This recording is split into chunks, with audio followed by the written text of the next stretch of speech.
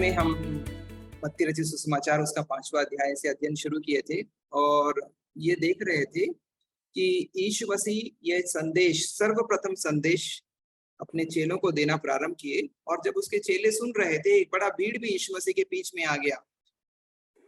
ये जो संदेश है, ये चेलों के लिए संदेश है और चेले इसके सामने बैठ गए हैं और यीशु मसीह संदेश देना प्रारंभ किए। सर्वप्रथम शब्द इस संदेश का धन्य के साथ शुरू हुआ। इंग्लिश में लिखा है ब्लेसेड, और आप ब्लेसेड आशीषित, धन्य है, आशीषित हैं ये लोग।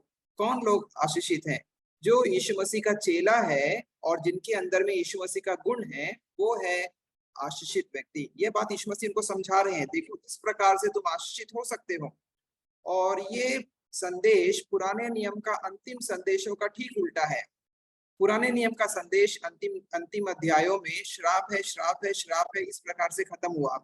लेकिन जैसे ही यीशु मसीह प्रारंभ किए, वो आशीषों के साथ प्रारंभ किए और सारी श्रापों को यीशु मसीह अंत कर दिए। तो जो व्यक्ति यीशु मसीह का चेला है, उसमें उसके लिए श्राप नहीं है और वो आशीषों का भाग बन चुका है। और ये भाग बनने के लिए कुछ कुछ गुण है जो यीशु मसीह बता रहे हैं कि उसके चेलों में ये गुण दिखाई देने चाहिए। मेरे साथ आप 3 गुणों को ध्यान दिए थे। आज हम चौथा गुणों को शुरू करेंगे, लेकिन चौथा गुण शुरू करने के पहले जस्ट एक रिकैप। क्या था पहला गुण जिसके बारे में हम चर्चा किए थे? आत्मिक अपर्याप्तता। आत्मिक अपर्याप्तता, इसका अर्थ यह है हमको अपने आत्मिक ज्ञान की कमी का ज्ञान है। हम जानते हैं कि हम आत्मिकता में कम हैं। यह ज्ञान आपके लिए आशीर्वाद को लेकर आएगा। जब हम थोड़ा सा बाइबल पढ़ते हैं, थोड़ा सा दुआ करते हैं और हमारे अंदर ये अहम आता है कि हम तो बहुत धार्मिक हैं, हमारे अंदर बहुत ज्यादा धार्मिकता है क्योंकि हम बाइबल पढ़ते हैं, क्योंकि हम चर्च जाते हैं, यह ज्ञान हमारे लिए आशीष को लेकर नहीं आएगा। लेकिन जब हम ये मालूम करते हैं हमारे अंदर आत्मिकता की कमी है, हमको और ज्यादा पढ़ना है, और ज्यादा दुआ करना है, यीशु के साथ और ज्यादा संगति करना है, यह ज्ञान आपके लिए आत्मिक आशीष उत्पन्न करेगा। पहला, आत्मिक अपर्याप्तता। दूसरा, आत्मिक पश्चाताप। आत्मिक शोक, आत्मिक पश्चाताप। जब हम जानते हैं कि हमारे अंदर आत्मिकता की कमी है, हमारे अंदर शोक उत्पन्न होता है। आप याद कीजिए, बहुत सारे लोगों का अनुभव यही रहेगा। जिस समय यीशु मसीह हमारे जीवन में सर्वप्रथम काम किए थे, हम यीशु से दूर थे और यीशु मसीह हमारे काम किए। आप किसी मीटिंग में गए होंगे, वहां पे आपके आंसू बहने लगे हैं, आप पश्चाताप करने लगे हैं। अधिकतर लोगों का अनुभव ये रहेगा कि उनके आंसू बहने लगे हैं और वो एक क्षण था जब हम यीशु के साथ जुड़ गए थे।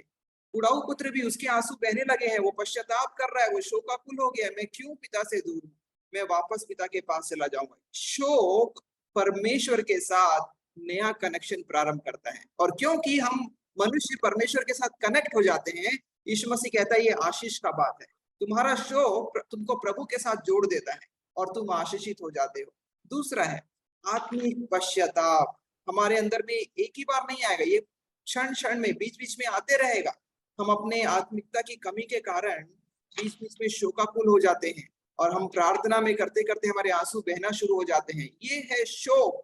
तो ये शोक हमारे इसलिए नहीं है कि हम बहुत कुछ गड़बड़ हैं या कुछ गड़बड़ किए हैं या कोई नुकसान पहुंचाए हैं।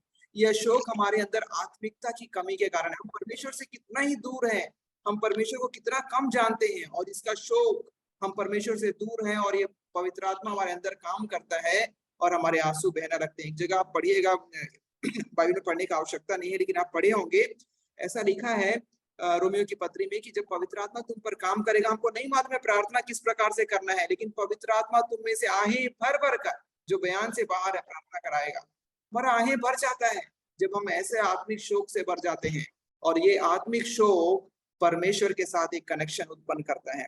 तीसरा क्या था? आत्मिक नम्रता। ओके, आत्मिक नम्रता। बहुत सारे लोग सोचते हैं शारीरिक नम्रता। शारीरिक नम्रता का मतलब है हम डरपोक हैं, कमजोर हैं। आत्मिक नम्रता डरपोक और कमजोरी या भय करने का कोई बात नहीं है। हम शरीर में कोई कमजोरी नहीं है। मैं एक उदाहरण आपको दे रहा था, जंगली घोड़े को, जंगली घोड़ों में क्या कमी है? इतना ज्यादा ताकत है, वो जहां चाहता है वहां जा सकता है। ये जंगली है, जंगली स्वभाव है। इसको पालतू बनाया जाता है, इसको नम्र बनाया जाता है, इसका ऊर्जा और इसकी शक्ति को उपयोग किया जाता है। उसी प्रकार से नम्रता शब्द का तात्पर्य है हमारे अंदर एक जंगली ऊर्जा है, हम जंगलीपन से भरे हुए हैं, हम मनमानी और मनमर्जी से भरे हुए हैं। और परमेश्वर के अधीन में जब हम दे देते हैं अपनी शक्ति को, अपने मर्जी को, अपने मन को, हम नम्र बन जाते हैं। हम अपना मर्जी से नहीं चिंता रहते, हम जहां चाहते हैं वहां दौड़ नहीं जाते, जो करना है वो नहीं करते हैं, लेकिन अपने अपने मन को, अपने मर्जी को, अपने दिमाग को प्रभु के हाथ में देते हैं। ये है नम्रता। हमारे अंदर अभी भी शक्ति है, लेकिन ये शक्ति अब प्रभु की ऊर्जा के रिश्ते, प्रभु के राज्य के लिए इस्तेमाल होती है। इसको बोलते हैं आत्मिक नम्रता। ये डरपोकपन नहीं है। जब संकट आएंगे, आपके पास परेशानी आएंगे, तो भागने का कोई आवश्यकता नहीं है। आपके अंदर साहस है, प्रभु का शक्ति आपके अंदर प्रवाहित हो रहा है, लेकिन आप नम्रता से भरे। आप अपनी शक्ति को अपनी मर्जी से उपयोग नहीं कर रहे हैं, आप अपनी शक्ति को प्रभु के नियंत्रण में दे दिए, आप प्रभु के नियंत्रण में आ गए हैं। ये है आत्मिक नम्रता। और ये जब हम अपनी मर्जी को प्रभु के नियंत्रण में लेकर आते हैं, ये आपके लिए आशीष को उत्पन्न करती है। आप धन्य बन जाते हैं। धन्य हो तुम जो तुम मन के नम्र हो। चौथा ये 4 जो हम गुणों के बारे में देख रहे हैं, अभी 3 पहले गुण जो देख चुके हैं, और चौथा ये है निष्क्रिय गुण। इसको आपको करने की आवश्यकता नहीं है, इसके लिए बहुत प्रयत्न करने की आवश्यकता नहीं है, ये अपने आप हो जाएगा। प्रभु का अनुग्रह के पास, जैसे हम प्रभु के पास आते हैं, ये चीज धीरे धीरे डेवलप होना प्रारंभ हो जाएगा। आत्मिक ललक। ओके, कोई भी अपने बाइबल में पढ़िएगा 6वां वचन। धन्य है वे जो धार्मिकता के भूखे और प्यासे हैं, क्योंकि वे तृप्त किए जाएंगे।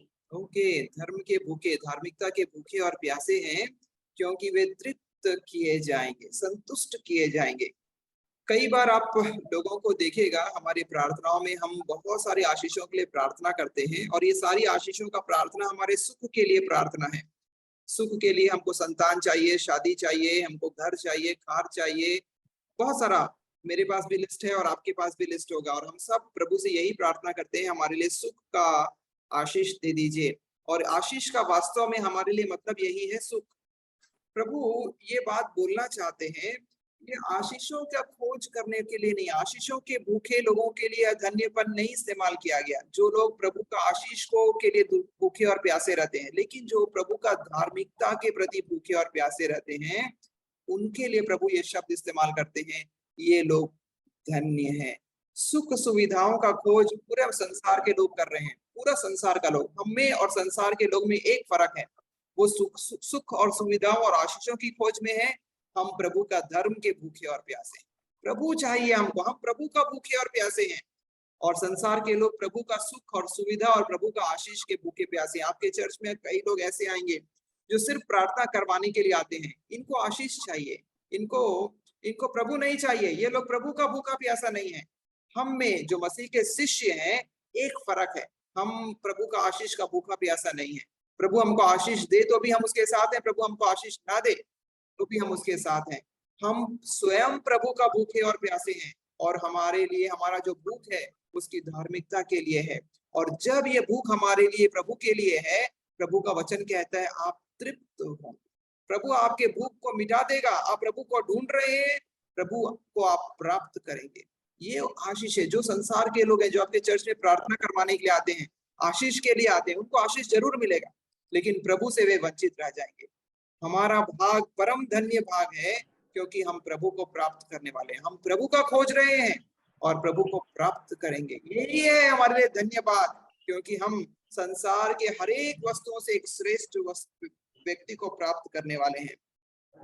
हम जो स्वयं परमेश्वर के लिए भूखे और प्यासे हैं, हमारे लिए वास्तविक आशीर्वाद रखा गया है जो स्वयं दैवीय है। और इस आशीर्वाद को, इस आशीष को प्रभु अपने ढूंढने वालों को, खोजने वालों को देने पर है। एक वचन पढ़िएगा बाइबल में से, भजन संहिता 42 का 1।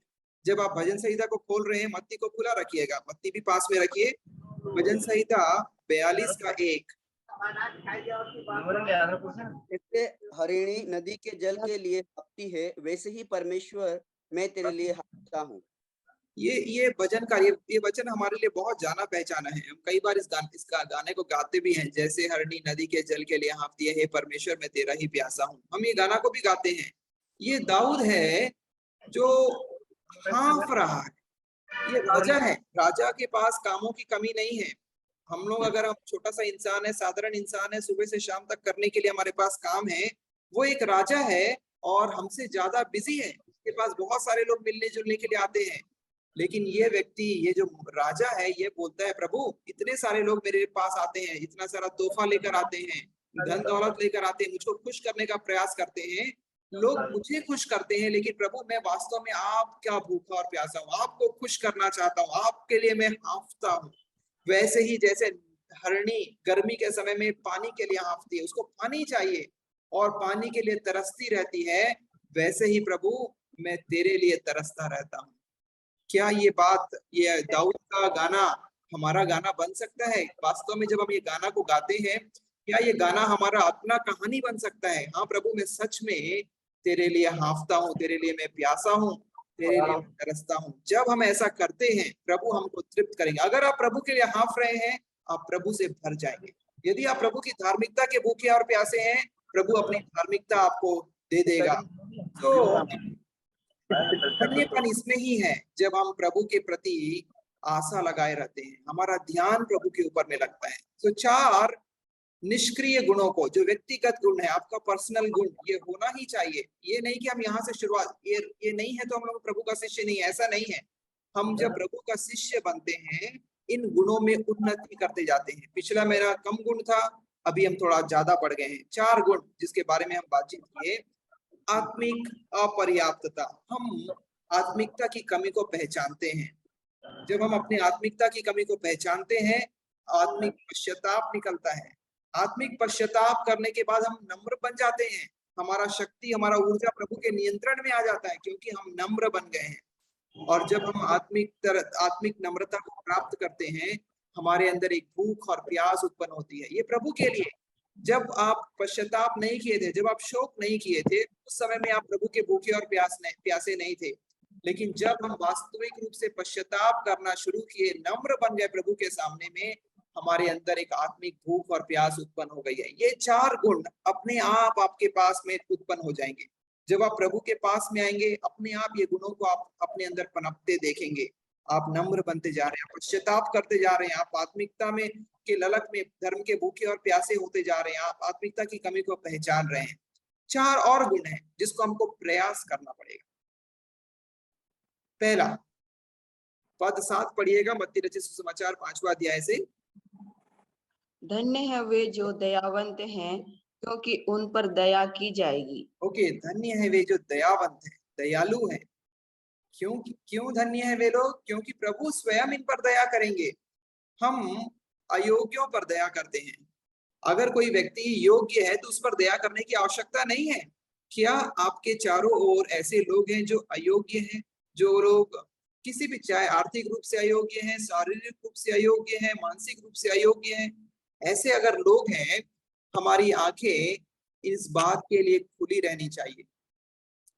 यीशु मसीह क्या बोलना चाहते हैं? अपने चेलों को बोल रहे हैं, अपनी आंखें खोल कर रखो। जब सड़क में आना जाना करो, कहीं तुम पड़ोस में रहो, तुम्हारी आंखें खुली रहे, तुम दया करना जानो। मसीही समुदाय, मसीह का शिष्य दया करने वालों का समुदाय है। हम आंखें बंद करके, संसार के लोग अगर कहीं दया करने का जगह आ जाए, आंखें बंद करके वहां से चला जाएंगे, लेकिन हम वो अच्छा सामरी की तरह है जो किसी को विपत्ति में देखकर वहां रुक जाते हैं और खर्च करने के लिए भी तैयार हैं। कोई लोग याजक हैं, कोई लोग लेवी हैं, और वे लोग आगे चले जाते हैं। यही बात यीशु मसीह अपने पूरे संदेश में बोला है, दया करने के लिए। और ये काम अपने आप नहीं होगा, ये काम को हमें करना पड़ेगा। अंकित, दया का जो गुण है, ये इसको हमको प्रयास करना है। हम लोग आदतन आंख बंद करने के लिए तैयार हो गए। हमारा जो संस्कृति हमको आंख बंद करने को सिखाता है। लेकिन प्रभु के पास जब हम आते हैं, प्रभु हमारी आंखें को खोलना प्रारंभ करते हैं। दया के स्थानों को आप देखेंगे, आप ध्यान देंगे, आपके चारों ओर में ऐसे लोगों का समूह है जिनको दया की आवश्यकता है, और हम उन पर दया दिखाएंगे। जो सेवकाई का जुनून आपके पास है वो बहुत अच्छा है, लेकिन आपकी सेवकाई निरर्थक हो जाएगी यदि आप करुणा से भरे हुए नहीं है। प्रभु का सेवकाई करुणा की सेवकाई है। आप बहुत अच्छा काम कर सकते हैं, प्रचार बहुत अच्छा कर सकते हैं, शिक्षा बहुत अच्छा दे सकते हैं, लेकिन हमारे अंदर भी यदि करुणा का भाव नहीं है, हम पत्थर हृदय के हैं। और प्रभु का हृदय हमारे पास में नहीं है। प्रभु प्रभु का अनुग्रह हम पर ऐसा होना है कि हमारा जो पत्थर का हृदय को प्रभु मेल्ट कर देना है, पिघला देना है।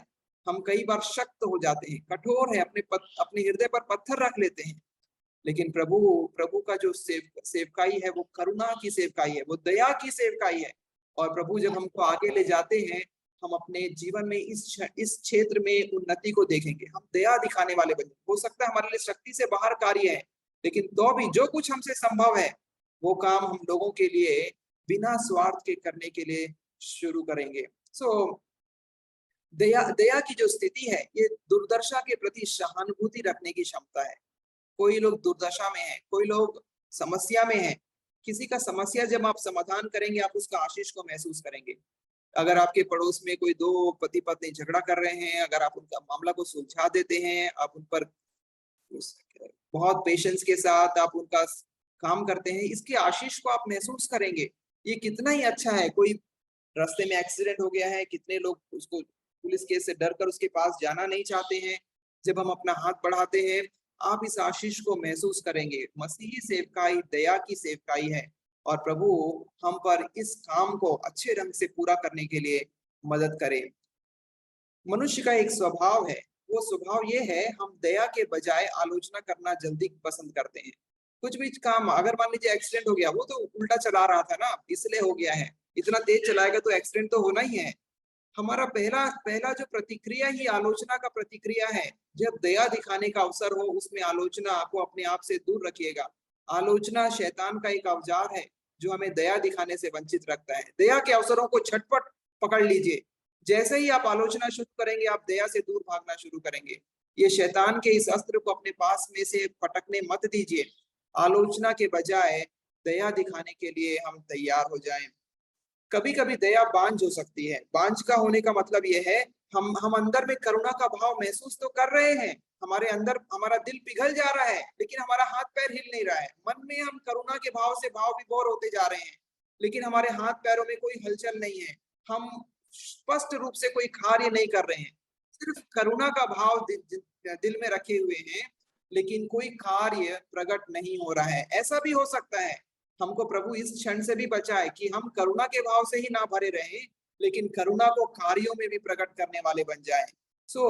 ये जो दया है, ये प्रकट करने की भावना है। इसको कार्य करने के लिए आप मन में आप कितना भी दया से भर जाइए, करुणा से भर जाइए, लेकिन जब तक आपका कार्य प्रकट नहीं होगा, आपका दया का कर्म प्रकट नहीं होगा। प्रभु चाहते हैं कि हम दया को कर्म में परिवर्तित करें और हम भावनाओं में ही सीमित ना रहें। हमारी दया बांझ ना हो और हम समस्याओं में लोगों के साथ आगे बढ़ने वाले बन जाएं। दया किसी भी गलती को माफ करने का काम नहीं है। दया मतलब वो गलत काम को सुधारने का एक प्रयास है। कई बार लोग बहुत बुरी समस्या में पड़ जाते हैं अपनी गलतियों के कारण, और हमारे लिए एक आलोचना का समय आ जाता है कि तुमने गलती करी है, अब इसका फल भुगतो। ये हमारा बोलचाल में कहावतों में भरा हुआ है, तुमने गलती की है, जैसा बोओगे वैसा काटोगे, ये हमारा कहावतों में है। दया इसी क्षण में दिखाई जानी चाहिए। हम वो व्यक्ति को क्रिटिसाइज करने के लिए नहीं है, वो प्रभु जो करना है प्रभु उसके लिए करेंगे, लेकिन हम उसके गलती को सुधारने का प्रयास कर रहे हैं। उसने जो गलत काम किया है, गलत काम का प्रभाव निकल कर आया है, क्या हम एक काम कर सकते हैं कि उस गलत काम के प्रभाव को हम खत्म करने का प्रयास कर रहे हैं। ये भूल सुधारने का काम है। हम जब दया दिखाते हैं, हम एक भूल को सुधार रहे हैं। जैसे आपका मोटरसाइकिल खराब हो गया है, आप उसको सुधार रहे हैं मोटरसाइकिल को। हम संसार का, हमारा जो जीवन है इसी प्रकार का एक मोटरसाइकिल है। हम गलती करते हैं और हमारा जीवन खराब हो जाता है। हम जब दया दिखाते हैं, इस खराबी के प्रभाव को दूर करने के लिए हम प्रयास करते हैं। दया प्रोत्साहित करती है। जो व्यक्ति गिर गया है, आप उसे पुनः शुरुआत करने के लिए प्रोत्साहित कर रहे हैं, एक मौका दे रहे हैं। एक्सीडेंट वाले व्यक्ति को जिंदगी का एक मौका दे रहे हैं। जो लोग पापों में गिर गए हैं, उनको फिर से पाप रहित जीवन जीने का एक मौका दे रहे हैं। जो पड़ोसी बार बार आप कचरा आपके घर के आगे फेंक देता है, आप उसको बार बार निकाल कर आप दया दिखा रहे हैं, उसको सुधरने का आप एक मौका दे रहे हैं।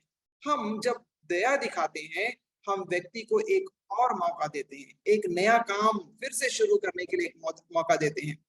जैसा भौतिकी में, फिजिक्स में एक नियम है, हर एक for every action there is equal and opposite reaction. हर एक काम का एक उल्टा प्रतिक्रिया होगा।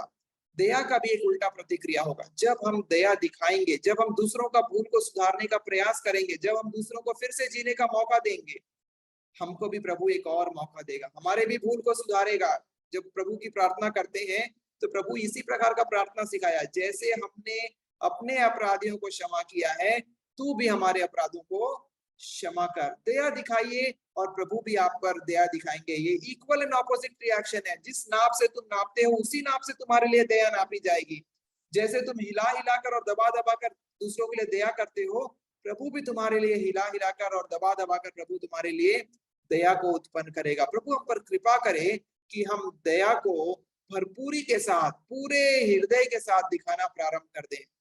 दूसरा, सेकंड 4 भाग में हम लोग है ना, दया, दया के बाद है शुद्ध मन। कोई भी 8वां पद पढ़ दीजिए। धन्य है वे जिनके मन शुद्ध हैं, क्योंकि वे परमेश्वर को देखेंगे। ये अब यीशु मसीह स्पष्टता के साथ बता रहे हैं। कौन देखेगा यीशु मसीह को? केवल उसका चेले लोग देखेंगे, उसका शिष्य लोग देखेंगे, उसके बजाय और कोई देखने वाला नहीं है यीशु मसीह को। ये जो संदेश यीशु मसीह दे रहे हैं, अपने शिष्यों को बोल रहे हैं, तुम अगर परमेश्वर को देखना चाहते हो, तुम्हारा मन शुद्ध होना है। धन्य है वे, तुम आशीषित हो जब तुम्हारा मन शुद्ध है, क्योंकि तुम परमेश्वर को देखोगे। मन की शुद्धता, यीशु मसीह पर बोलते हैं, तुम्हारा आंखों से सब चीज तुम्हारे मन के अंदर में जाता है। जो कुछ बुराइयां आती है वो खाने पीने से नहीं आती है, कि अगर तुम कुछ खाओगे तो बुराइयां आएंगी, कुछ नहीं खाओगे तो बुराइयां नहीं आएंगी। तुम्हारा बुराई का जड़ तुम्हारा मन में है।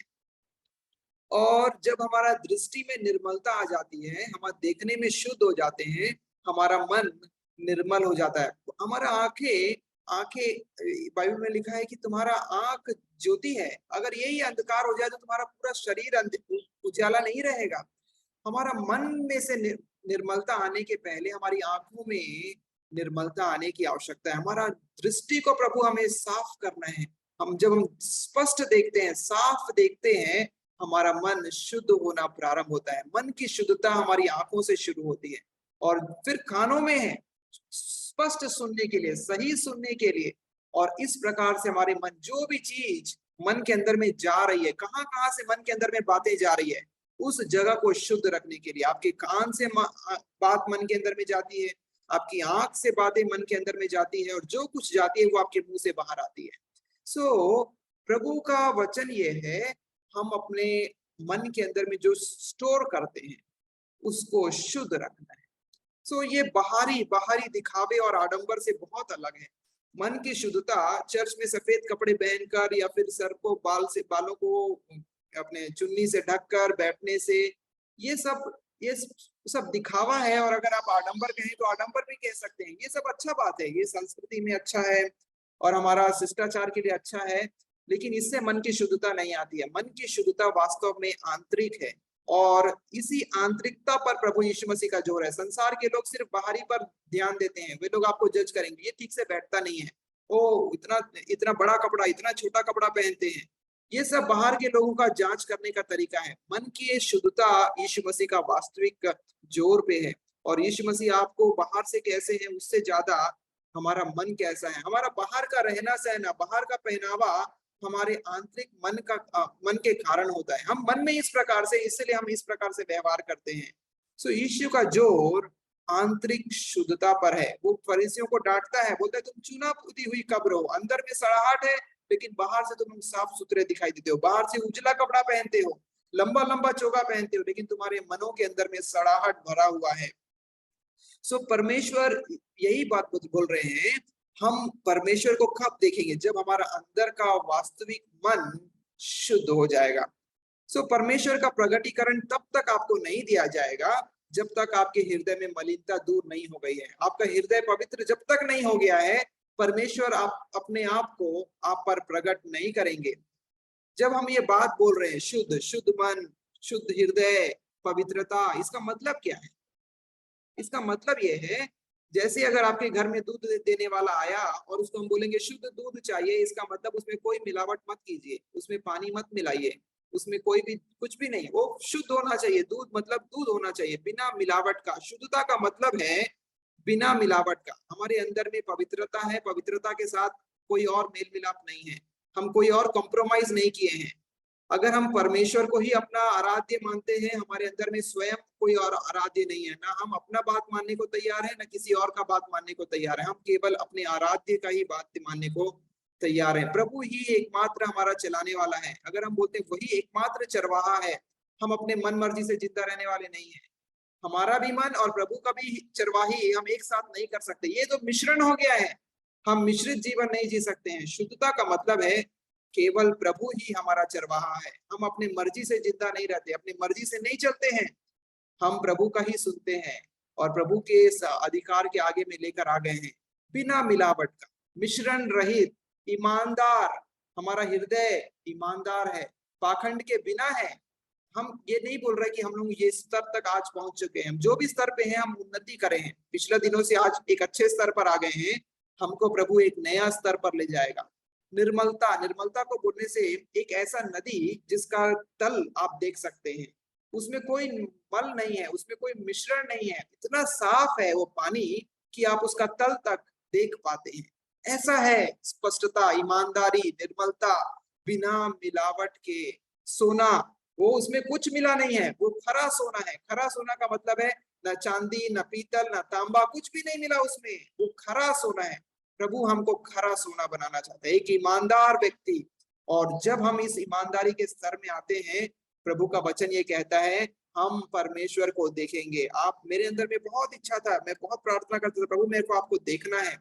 और ये बात मेरे पास में स्पष्ट आया, प्रभु मुझे एक रास्ता पर, एक यात्रा पर लेकर जा रहे हैं, शुद्धता की एक यात्रा। और जब मैं शुद्धता की यात्रा में खड़ा हो जा रहा हूँ, जब मैं शुद्ध सोना बनता चला जा रहा हूँ, एक दिन आएगा जब परमेश्वर अपने आप को हम पर प्रकट करेंगे। चाहे पृथ्वी पर या स्वर्ग में, शुद्धता बहुत ही जरूरी है। बिना शुद्धता के न पृथ्वी पर आप सफल होंगे, न स्वर्ग पर आप सफल होंगे। स्वर्ग के व्यक्तियों को अगर परमेश्वर को देखना है, उनके अंदर भी पवित्रता की आवश्यकता है। पृथ्वी के अंदर अगर व्यक्तियों को परमेश्वर को देखना है, उनके अंदर भी पवित्रता की आवश्यकता है। हम अपने आप को, अपने मन को शुद्ध नहीं कर सकते। हमारे अंदर में कोई ऐसा साबुन नहीं है जिससे हम अपने आप को शुद्ध कर सकते हैं। हमको परमेश्वर ही शुद्ध कर सकता है। प्रभु से बोलना है, प्रभु मेरा हाथ मन के अंदर तक नहीं जाता, मेरा साबुन मन के अंदर तक नहीं जाता, प्रभु आप मुझको पवित्र कर दें, और वो आपको पवित्र करेंगे। दो और है, उसको जल्दी से बोलकर हम समाप्त करेंगे। तीसरा, ये भी सामाजिक गुण है जिसको हमको लेकर आना है, ये है मेल मिलाप। धन्य है वे जो मेल कराने वाले हैं, क्योंकि वे परमेश्वर के संतान कहलाएंगे, पुत्र कहलाएंगे। आप और हम परमेश्वर की संतान कब कहलाएंगे? जब हम मेल कराने वाले होंगे। हम झगड़ा को बढ़ाने वाले, झगड़ा में तेल में, आग में घी डालने वाले अगर होंगे, हम परमेश्वर के संतान कभी भी नहीं रहेंगे। ये संसार में झगड़ों को मिटाने के लिए प्रभु ने आपको और हमको चुना है।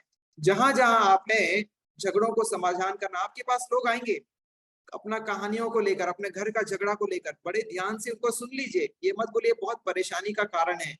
उनके झगड़ा को दूर करने के लिए प्रभु ने आपको बुलाया है। आप मेल मिलाप कराने वाले हैं, झगड़ा सुलझाने वाले हैं और शांति प्रिय हैं। आप शांति लाने वाले हैं। कई बार हम सोचते हैं हमको क्यों झगड़ा से हाथ डालना है, हमको शांति में रहना है, हम अकेला में रहेंगे, शांति में रहेंगे। शांति प्रेमी होने के लिए नहीं बुलाया, शांति को लाने के लिए कहा गया। शांति लाने के लिए कष्ट उठाना पड़ता है।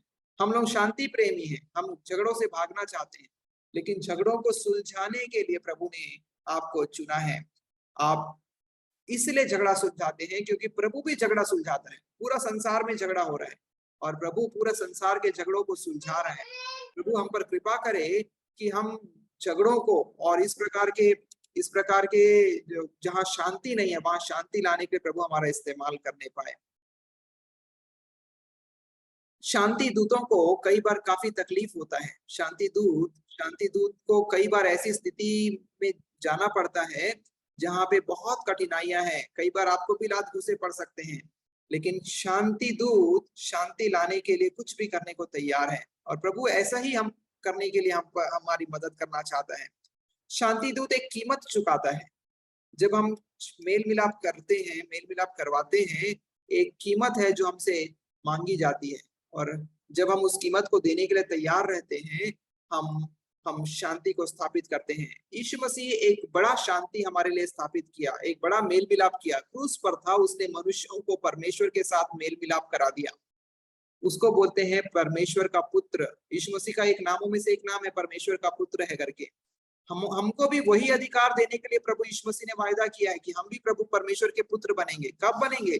जब हम यीशु मसीह के समान लोगों को परमेश्वर के साथ मेल मिलाप कराएंगे। जब हमारे अंदर मेल मिलाप का कोई इच्छा नहीं है, जब हम नहीं चाहते हैं कि मेल मिलाप करें, हमारे अंदर प्रभु का कार्य प्रकट नहीं होता है। हम तब तक परमेश्वर की संतान नहीं बन सकते जब तक हम मेल मिलाप की सेवकाई को नहीं अपनाते हैं। इंटरसेसरी प्रेयर, जिसको हम मध्यस्थता की प्रार्थना बोलते हैं, मध्यस्थता की प्रार्थना इसी प्रकार की प्रार्थना है जब हम लोगों के लिए परमेश्वर के पास जाते हैं, मेल मिलाप कराते। प्रभु हम पर ऐसा कृपा करे कि हम इस सेवकाई में आगे बढ़ने पाए। हम 7 गुणों को अभी तक देख चुके हैं।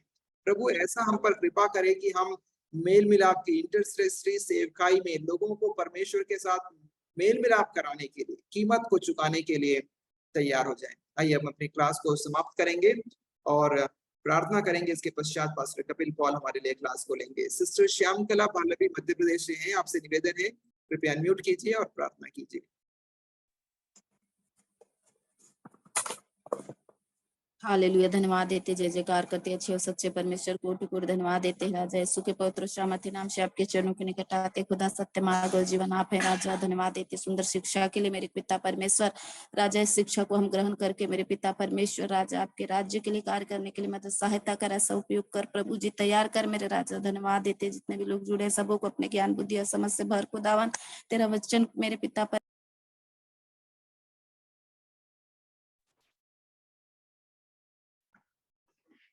सारा आदर गुरुजल आपको देते, प्रार्थना यीशु के नाम से मांगते हैं।